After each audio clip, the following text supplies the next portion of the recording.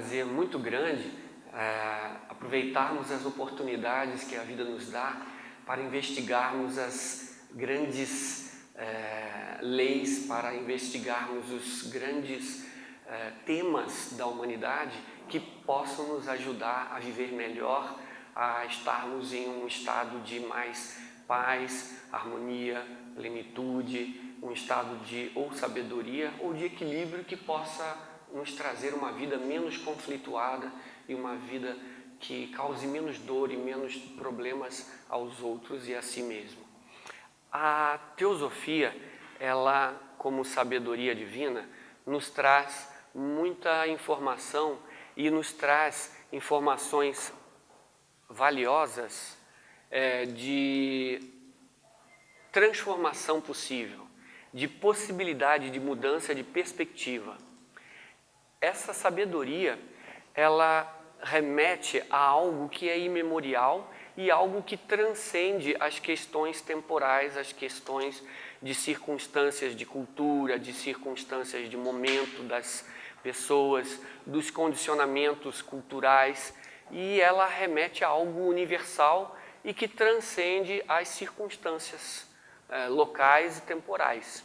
No espaço e no tempo temos determinadas tradições que nos auxiliam muito, mas a base delas é composta de algo que transcende a sua condição temporal ou condição espacial, seus condicionamentos culturais e assim por diante. Essa perspectiva é que a teosofia pode nos trazer e ajudar muito na solução dos problemas humanos, dos problemas em que, ao focarmos apenas uma tradição e no seu aspecto temporal, no seu aspecto de condicionamentos locais, nós às vezes podemos perder o foco do que é principal e do que é transformador. E a beleza desse tema, que nos remete a algo transcendente, é que nós podemos ultrapassar as questões condicionantes, as questões locais e de um tempo e de um lugar específico.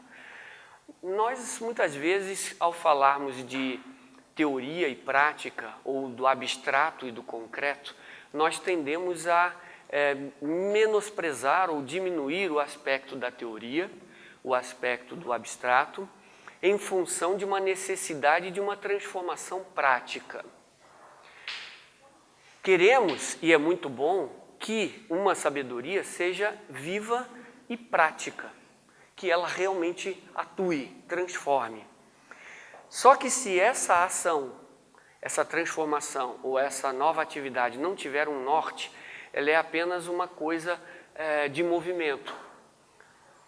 Um amigo meu dizia que quando você tem a prática sem a respectiva teoria, nós ficamos como um barco andando em círculos.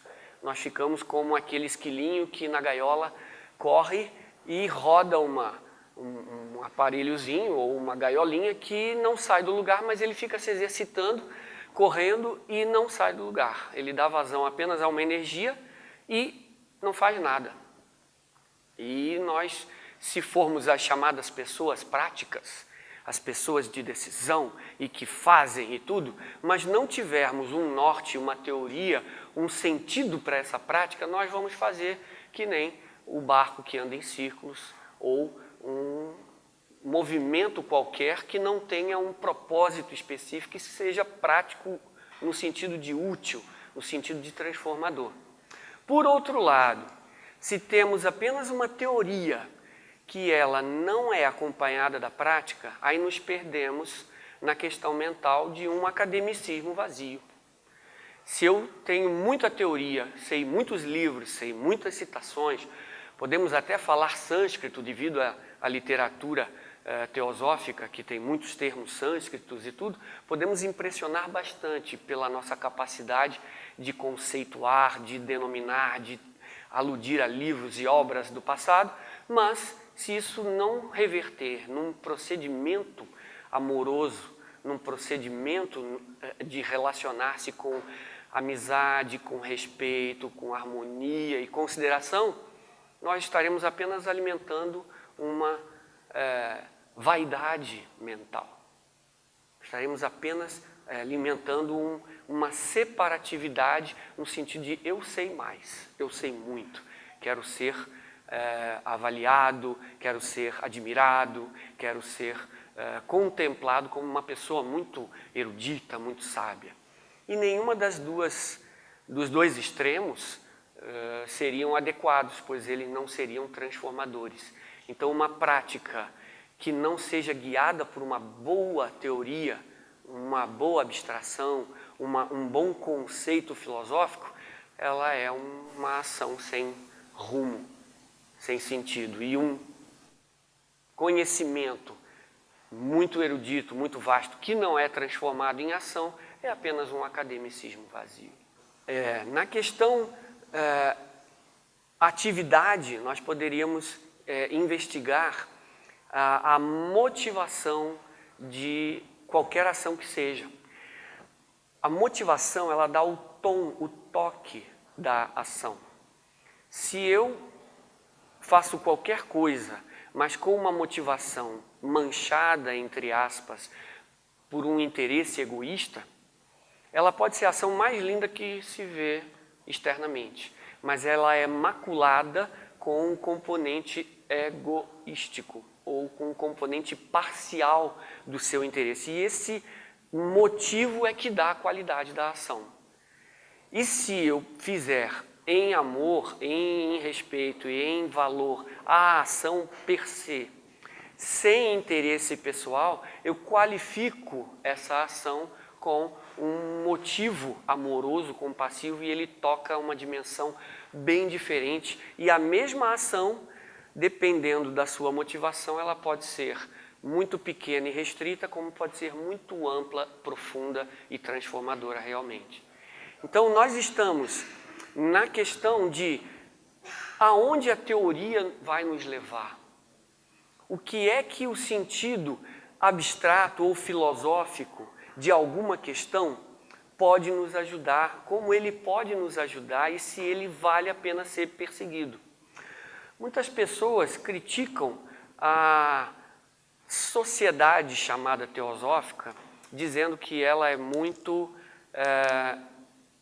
teórica, com muitas informações, são palestras, são estudos que alimentam apenas a mente, algumas visões desse tipo.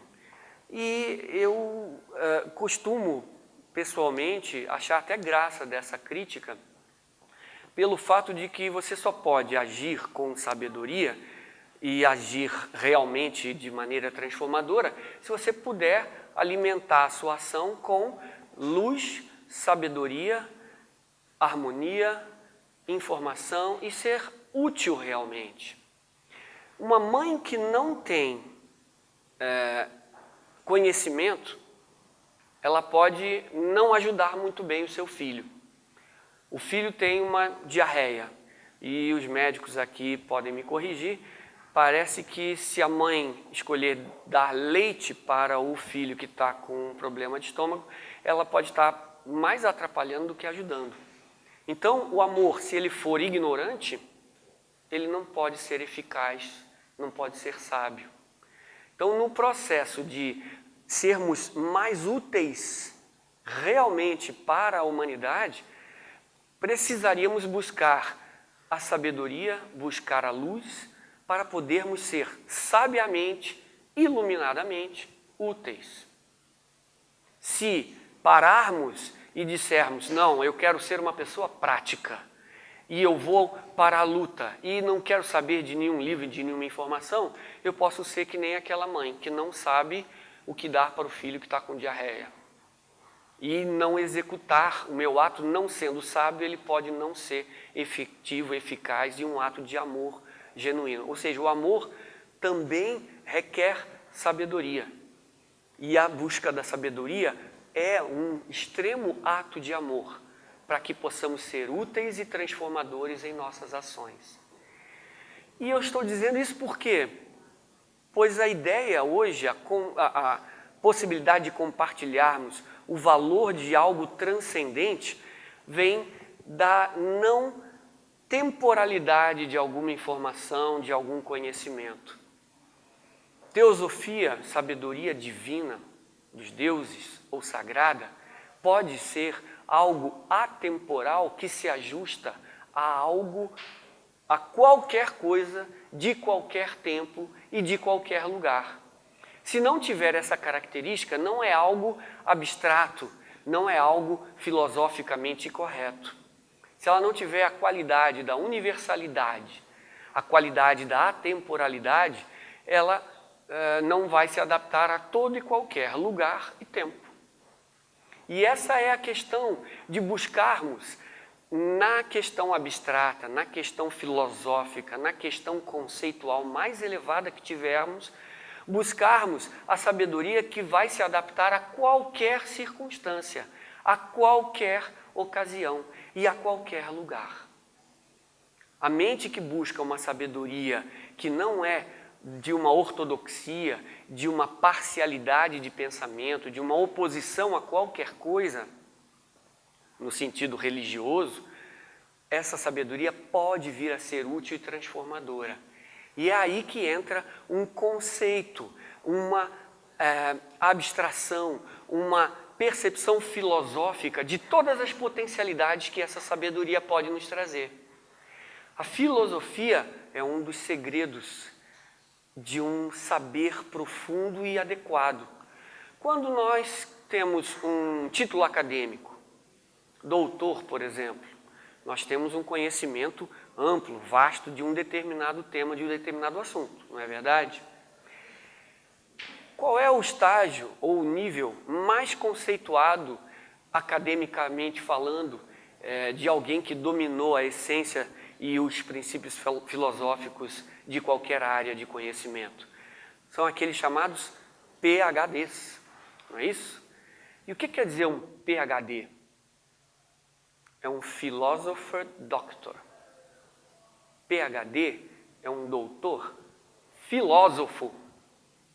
Que interessante. Para aqueles que prezam só as informações concretas e dizem que o concreto é que é o real, o estado mais elevado de conhecimento é um doutor filósofo, ou seja, ele apreendeu no seu aspecto mental e de conhecimento toda a filosofia no tocante àquela área do conhecimento. E ele domina e pode aplicar numa área muito mais ampla e abrangente do que se ele fosse não filósofo.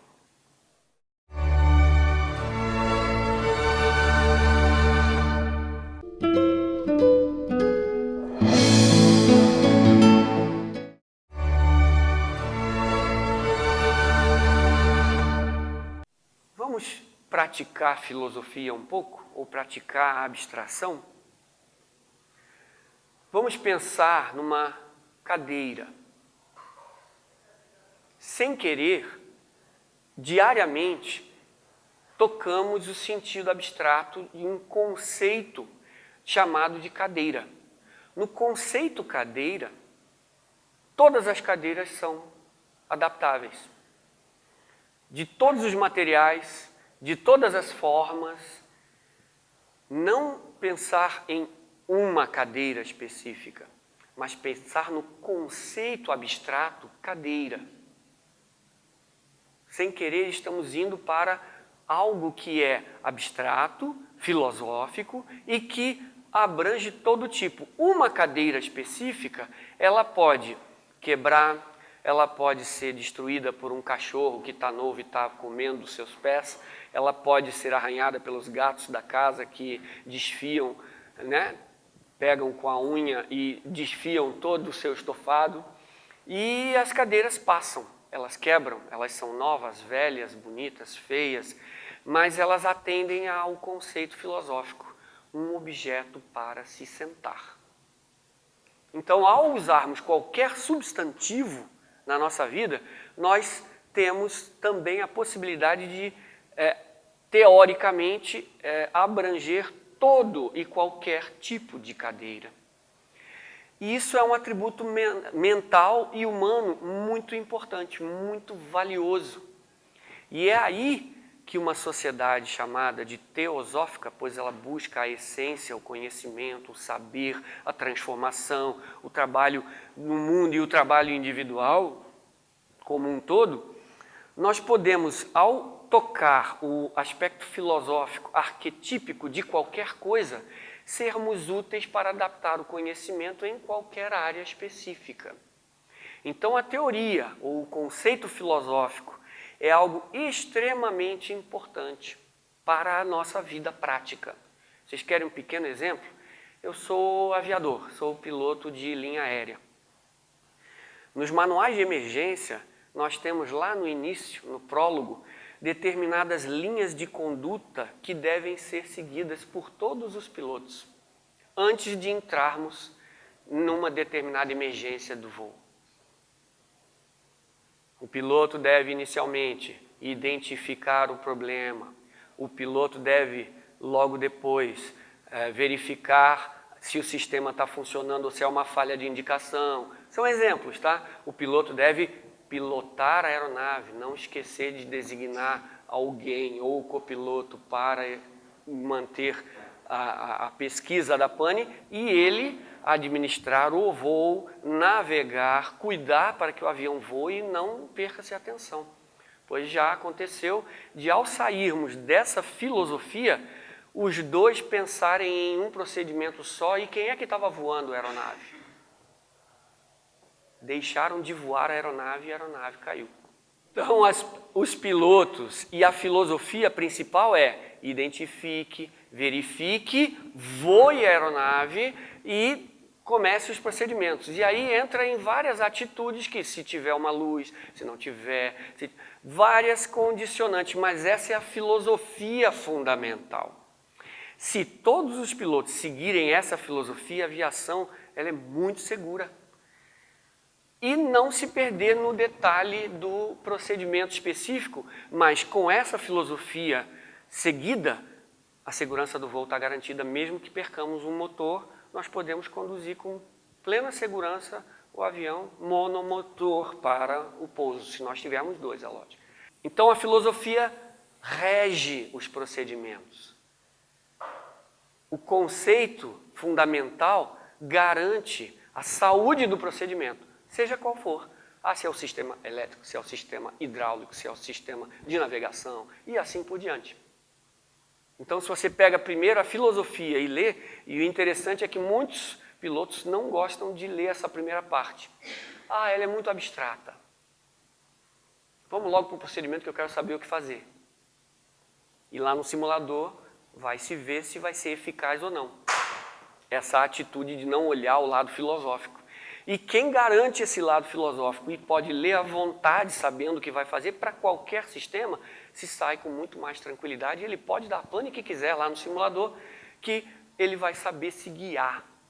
E é esse o valor da abstração e do conceito filosófico e do conceito arquetípico. Nós estamos tocando um nível que ele se adapta a qualquer tempo e a qualquer lugar. A abstração chamada teosofia, no sentido de algo que seja um pouco mais filosófico, abstrato, ela é de extrema utilidade. Ela é transformadora. Vamos para a natureza humana? Na tradição esotérica, nós temos uma divisão do mundo físico em 7 subníveis. Além do físico, existe um mundo emocional, o mundo das emoções, o mundo das formas de se sentir, que também é subdividido em 7 subníveis. No nosso campo mental, como seres humanos, nós também temos 7 subníveis na divisão esotérica da nossa natureza humana.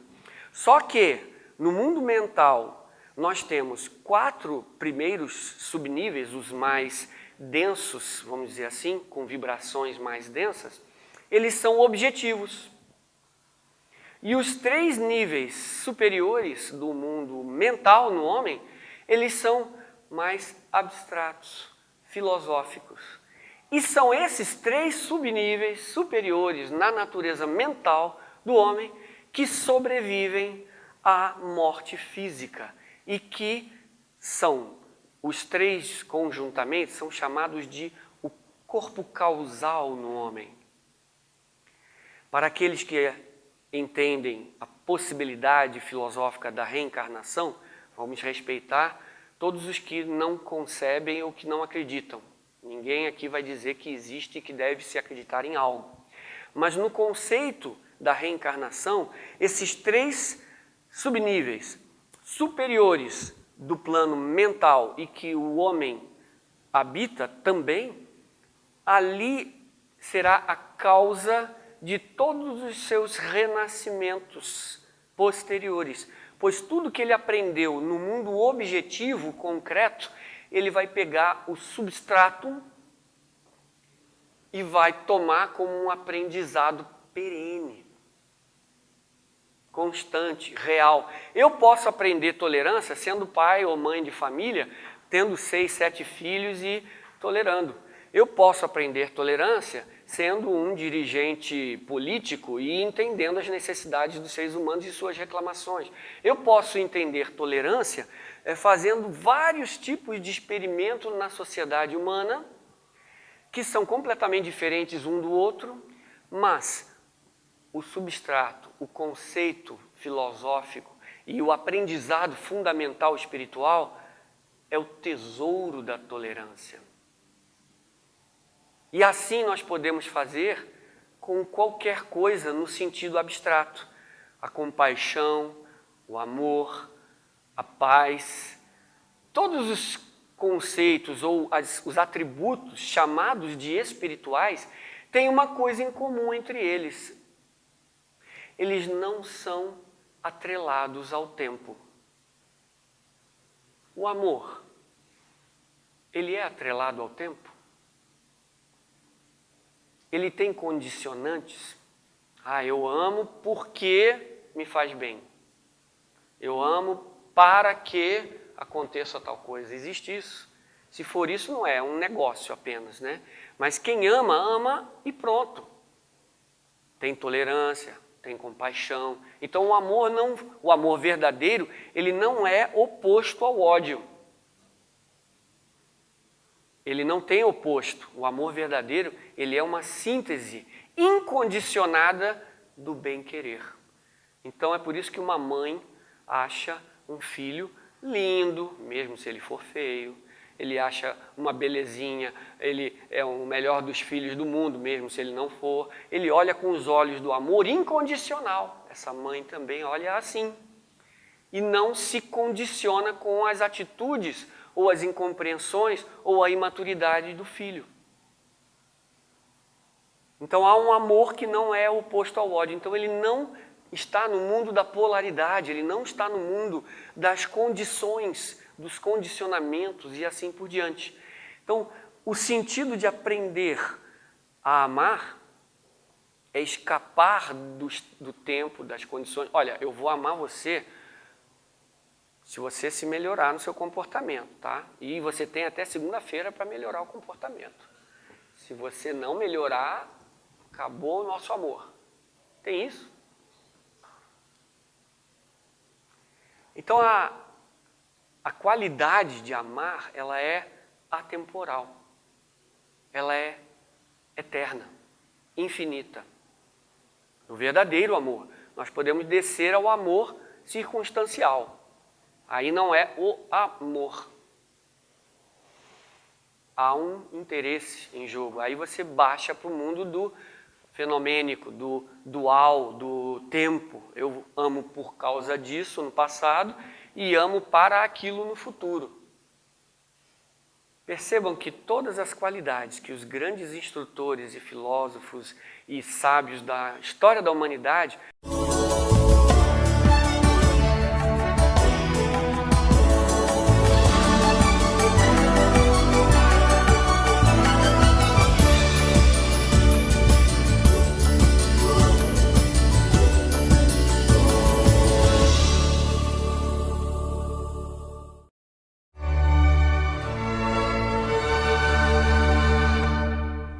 Então, o possibilitar de ver a necessidade que a vida põe, se ela é para se agir ou se ela é para ficar parado, o que dá?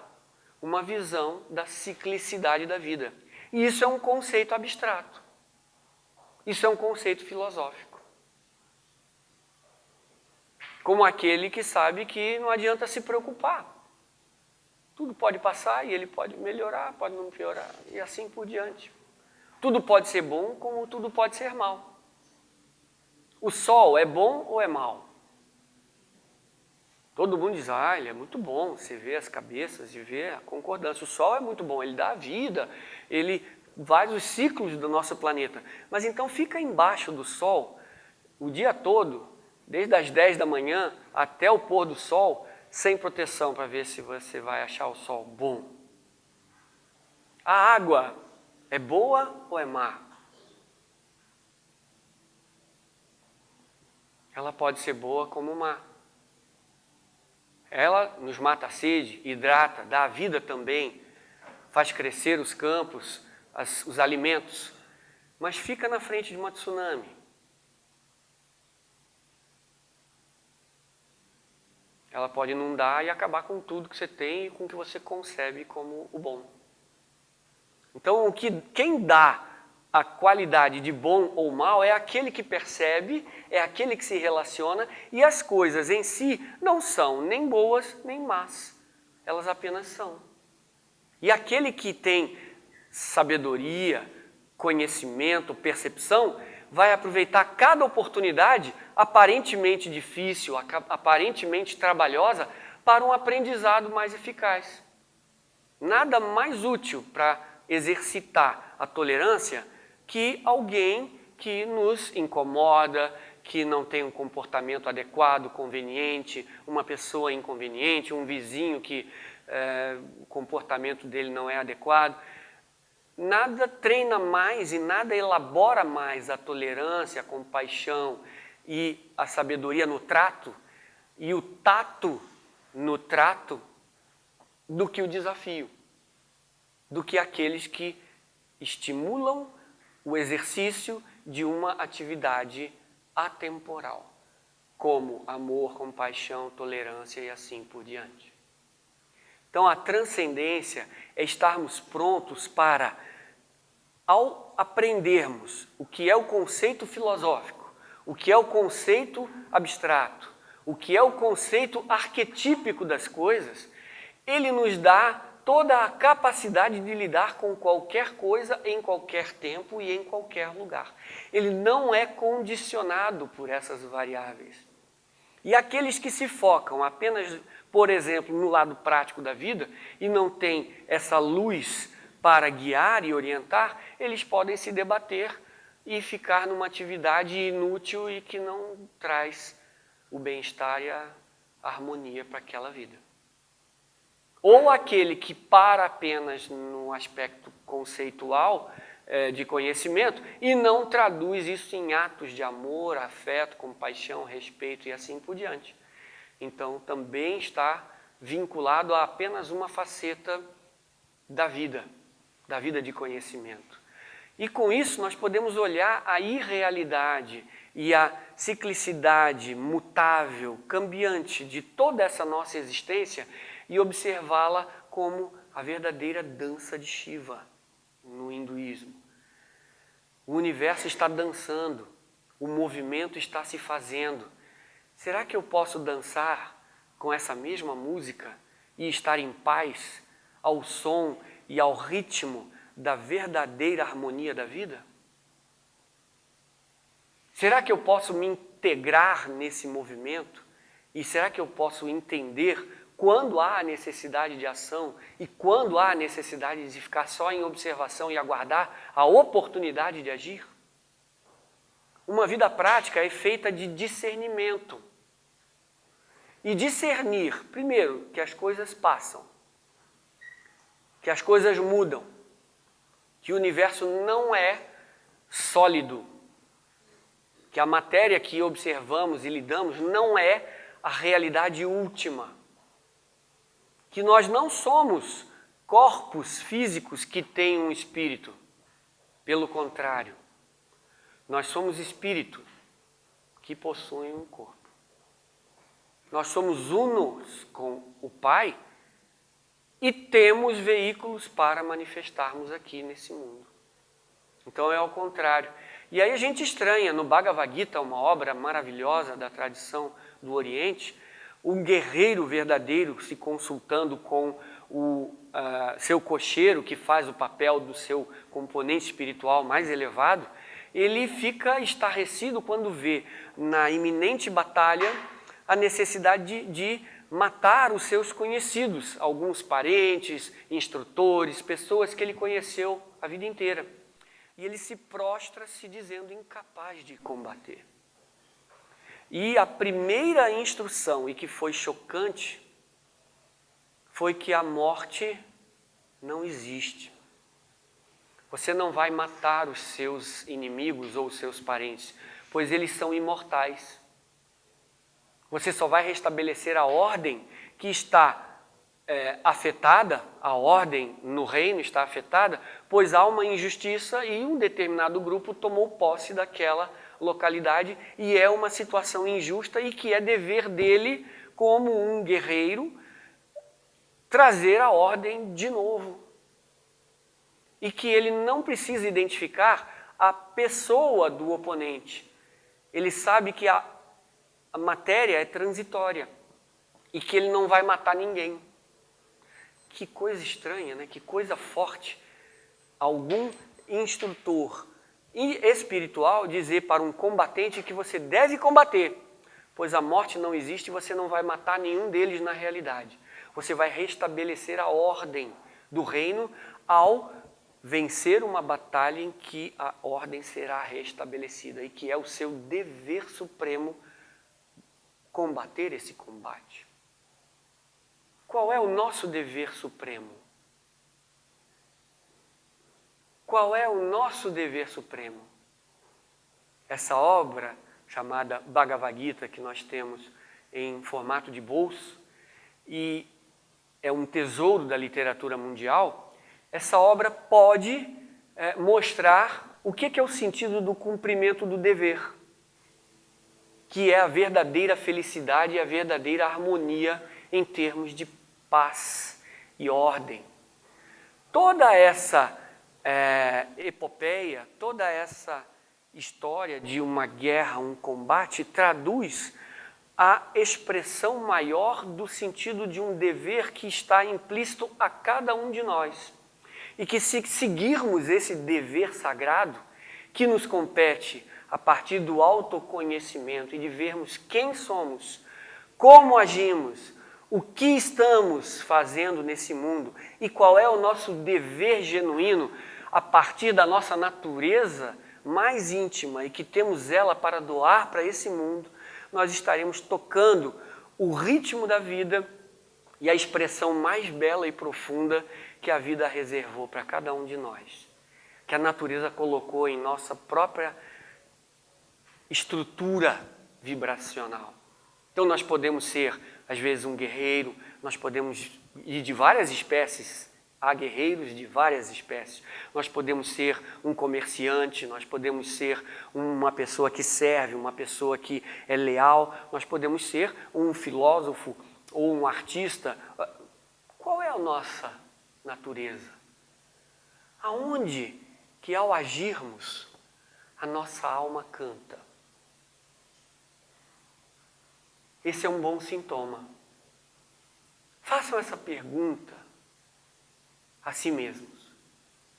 O que eu faço que quando eu faço, a minha alma canta?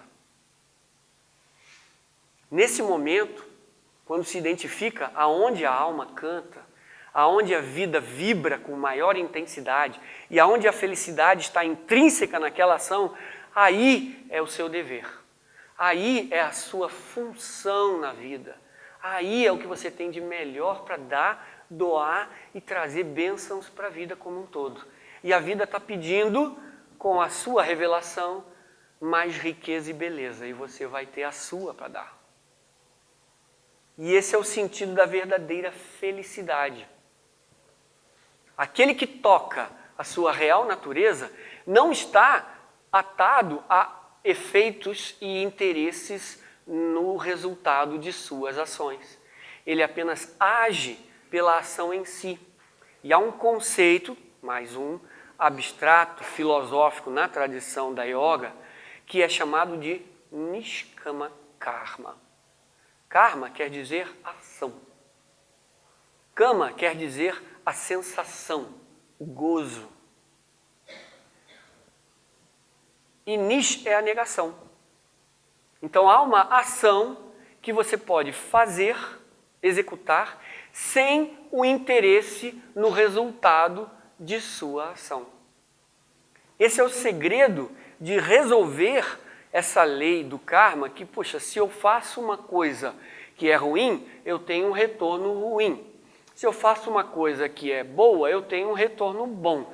Mas ainda o bem tem os seus resultados, mas eu ainda estou, então, cerceado ou inserido em determinadas leis da manifestação. Quando é que eu me liberto disso tudo? É quando a gente não está interessado no fruto da sua ação. Aí você sai do interesse temporal de causa para fazer a ação ou de interesse em benefício futuro para fazer a ação.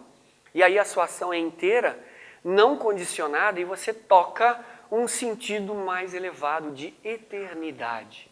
Eu não contamino a minha ação com o interesse temporal. Logo, eu não atuo no campo do eu ou do ego, que é feito de tempo, de memórias, de bagagens, de conceitos temporais de educação, de passado. Então, o eu é uma resultante de muita memória e de muito tempo. Mas quando esse eu deixa de ser o motivo e o eixo da ação, a ação passa a ser feita por ela mesma. E não existiria mais o interesse do resultado da ação, mas apenas uma ação inteira que não tem motivação egocentrada, porque ele identificou qual é a sua natureza espiritual mais elevada, lembra? A alma cantando. Ali, naquele escopo, a ação é inteira, desinteressada, e a gente sai da lei temporal. Toda lei que é causa e efeito, ela é ligada no tempo. Eu planto, eu vou colher lá na frente, na linha do tempo. E quando eu ajo sem interesse da colheita? Eu me liberto das consequências, eu me liberto do egocentrismo, e a ação centrada nesse nível, ela tem uma inteireza em si que toca a eternidade, pois ali existe uma alma cantando, seguindo a sua própria natureza, sendo feliz, estando inteira, plena. A gente sem um interesse por trás, cantando porque se integrou à vida, se integrou à sua natureza mais profunda, mais elevada, e ali ela age com integridade. É por isso que aqueles 3 níveis que falamos na natureza humana e que permanecem após a passagem de uma existência, de uma encarnação, é por isso que ela é chamada de corpo causal no homem, pois ele vai causar todos os nascimentos posteriores, pois na atividade anterior ele absorveu e entendeu e incorporou toda a sabedoria e todo o princípio abstrato que compõe a sua sacralidade correspondente. E se alguém tocou a tolerância, daí para frente ela é uma posse definitiva. Se alguém concebeu, entendeu e incorporou um amor por qualquer pessoa, por qualquer coisa, e vibra esse amor, ele incorpora isso, e isso sendo imortal e eterno, estará presente como um fundamento abstrato e uma qualidade intrinsecamente espiritual pronta para ser manifestada de uma forma diferente em sua próxima encarnação, em sua próxima vida. Então ele toca a eternidade. E olha que tesouro! Quando nós ingressamos em uma sociedade que tem 3 objetivos, por exemplo, no caso da sociedade chamada teosófica, que ela, como seu primeiro objetivo, busca formar um núcleo da fraternidade universal, sem distinção nenhuma, sexo, raça, cor e assim por diante. Quando ela, no seu segundo objetivo, incentiva o estudo de religião comparada, filosofia e ciência, ou seja, você transcende a parcialidade de uma ortodoxia e você vai entender o substrato e ver o que há em comum entre elas e identifica a beleza e a sacralidade de todas elas. E quando você tem como terceiro objetivo investigar as leis inexplicadas da natureza e os poderes latentes no homem ou no ser humano, nós estamos nos vinculando a um processo que não é apenas dessa vida e não tem uma bandeira única. Aqui todos podem entender a sacralidade sob as vestes do budismo, sobre as vestes do cristianismo, sobre as vestes do hinduísmo e assim por diante. Do islamismo e assim por diante, em todas elas. Ou nenhuma delas. Então nós transcendemos por essa atitude universalista as circunstâncias temporais, espaciais e vamos para a essência fundamental. Isto é um privilégio. Nós temos um privilégio de enfocar alguma coisa abstrata e de entender os processos totais e com eles resolvermos os problemas mais prementes da humanidade como um todo. A tese ou a heresia da chamada separatividade é um deles. Eu não entendo que eu faço mal a mim mesmo quando eu faço mal ao meu irmão, porque eu não compreendo a unidade da existência.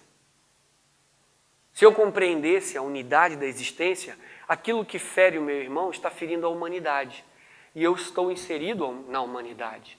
Então eu estou ferindo a mim mesmo quando eu atuo contra a harmonia e a paz e a beleza da expressão de um irmão que é diferente de mim.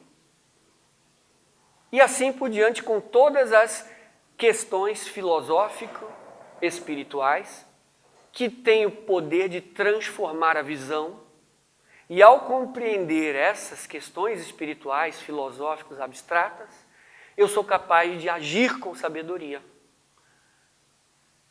E às vezes é não agir externamente, objetivamente. Às vezes é agir. O agricultor que sabe o seu ofício, ele sabe que no inverno não é hora de plantar. Que tem outro tempo para plantar. E ele sabe quando plantar, quando cuidar e quando colher. Ele se inseriu no ciclo da existência e pode fazer bom uso das leis e pode, aonde ele estiver, fazer bom uso das leis que ele já conheceu e dominou. Há uma lei no tocante a cada um de nós, e é esse o convite que a gente faria aqui, e eu faria pessoalmente como membro de uma sociedade chamada teosófica. Busca o sagrado em ti mesmo. Conheça a sua própria natureza. Encontre-a. Quando você estiver agindo e a sua alma cantar, você está encontrando o sagrado e Shiva estará dançando em você. A grande divindade, o movimento perpétuo, a dança da vida, o movimento de pausa e ação, o movimento de atividade e repouso poderá ser reconhecido. E em função da sua própria natureza, você vai poder, ao ser íntegro, refletindo a natureza sagrada, tocar o eterno no que concerne a você. E ao tocar a eternidade, você vai inteirar-se da natureza do espírito. E no hinduísmo há uma definição linda da natureza do espírito. É Sat, que quer dizer existência, Sit, que quer dizer consciência, e Ananda, que quer dizer bem-aventurança. Ao tocarmos o espiritual em nós, a vida se transforma em miséria, de miséria se transforma em alegria, bem-aventurança. Pois ao tocarmos o espírito na nossa própria natureza, nós podemos dançar a dança de Shiva. nós podemos ser o que somos sem conflito interno de maneira nenhuma, sem exigência do que deveria ser, do que a família, do que a sociedade exige que seja, e assim por diante. Livres, cantando, dançando e agindo em conformidade com o sagrado que existe em cada um de nós. Ali tocamos o Espírito, ali tocamos a bem-aventurança, ali podemos trazer o que de mais sagrado existe em nós, e essa possibilidade, ao enfocarmos o espiritual, ao enfocarmos o abstrato, ao enfocarmos não as condições que mudam, se alternam, se modificam com o tempo, tudo que é composto vai se decompor. Então ele é transitório, ele é irreal. Mas tudo que é eterno, permanente, tudo que é sagrado, perene, esse não se transforma. Esse é o contato com a divindade e esse é o contato com a eternidade. Ao contatarmos a eternidade e o sagrado da nossa própria natureza, contatamos o sagrado e a eternidade da própria natureza em si, como se expressa no nosso caso, através dos nossos corpos que são únicos. Lá naquele estado, saberemos sermos unos com todos os outros. Mas aqui, no mundo prático, saberemos que temos habilidades específicas, saberemos que temos uma função, saberemos que tem um trabalho a contribuir para com a vida e que esse trabalho é a bênção que podemos trazer para o mundo. Essa atividade é a melhor atividade que se possa estar empenhado. Encontrando o sagrado em nós mesmos, encontrando o eterno, enfocando a transcendência daquilo que está aqui no transitório ainda, no temporal, e partindo o foco para o atemporal, para o espiritual, para o conceitual, para o abstrato, tocamos a eternidade. Essa eternidade, essa bênção, esse sagrado vai fazer a vida cantar em nós. E essa canção, essa ação é que transforma, é a que abençoa, é a que vivifica e passamos a viver em muito mais plenitude e harmonia e a não sermos mais fonte de dor, e sim fonte das bênçãos da vida que são ilimitadas, as bênçãos que ela é capaz de dar e que através de nós ela vai encontrar uma nova expressão para trazer para a vida. E se pudermos enfocar também o transcendente, nossa vida prática será muito mais eficaz, muito mais rica e a bênção se fará através de nós. Eram esses os conceitos que eu gostaria de compartilhar hoje com vocês. Muito obrigado pela atenção e pela paciência. Obrigado.